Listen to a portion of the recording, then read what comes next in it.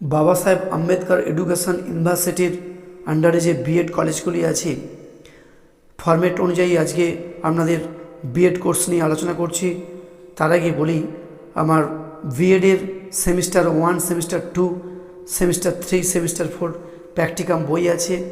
সেই প্র্যাকটিকাম বইগুলি আপনারা অবশ্যই কলেজটির থেকে পেয়ে যাবেন। তার সঙ্গে বলি, আপনারা অনেকেই ভিডিওর পিডিএফ নিতে চান, তাদের ক্ষেত্রে বলি, এই ভিডিওটির পিডিএফ ফাইল ডেসক্রিপশান বক্সে দেওয়া রয়েছে।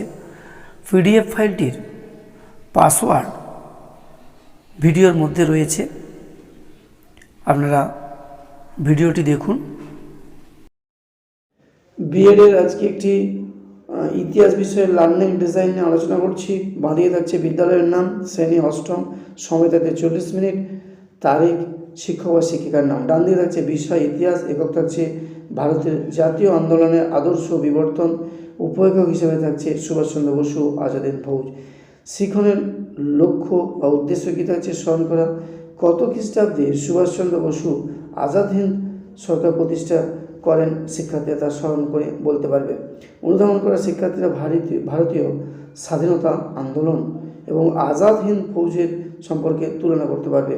প্রয়োগ করা শিক্ষার্থীরা ঝাঁসি রানীর সৈনিক বা সংগঠন বাহিনী কতটা উপযোগী ছিল তা নির্ণয় করতে পারবে।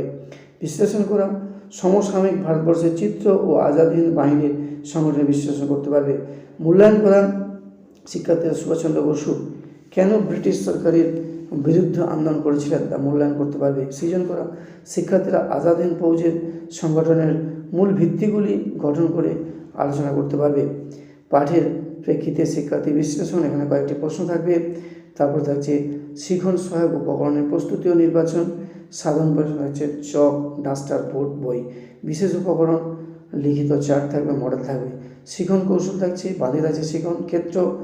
পাঠ পর্যায়ে 1 কীভাবে তিনি প্রাসঙ্গিক কৌশলে পড়াবে সেটা লিখতে হবে। পাঠ পর্যায়ে 2, পাঠ পর্যায়ে 3 কীভাবে তিনি লিখবেন সেটা লিখতে হবে।